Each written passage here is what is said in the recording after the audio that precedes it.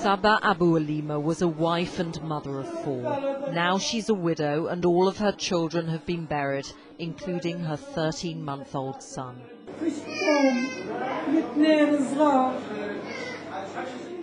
We thought we'd be safe, she said.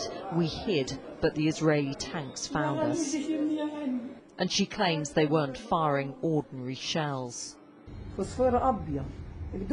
Everyone says it was something called white phosphorus. There was just fire everywhere and it wouldn't go out. It burned holes in us and kept on burning to the bone.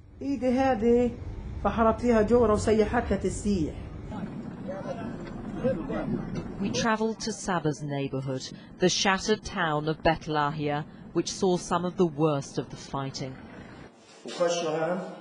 At her house, a neighbour described what happened during the attack. The family was hiding here, Abed Shafa told me, 16 of them crouching by the wall when the shells fell. 5 members of the Abu Halima family were killed instantly, and the rest were burnt in the fire that followed, a fire neighbours say they couldn't put out. The Israeli border is just a few hundred meters from here, and this is the way the tanks came in.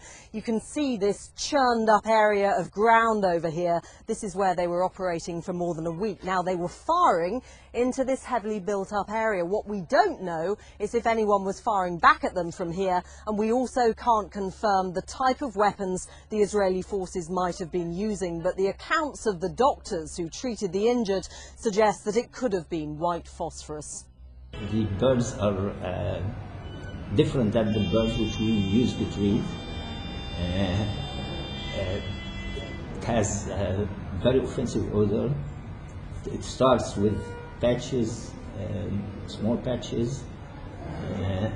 In hours, it becomes deep and wide areas. The patient's general condition deteriorates rapidly.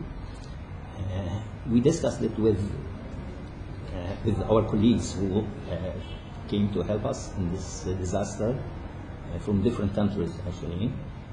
Some of them have experience with this type of weapons, and they told us this was with white phosphorus injuries.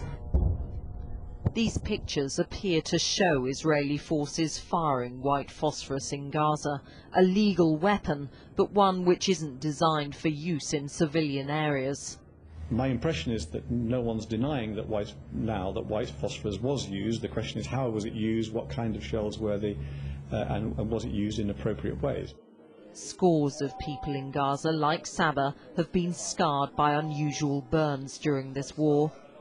But Israel claims it abides by all of the international rules. Emma Hurd, Sky News, in Gaza.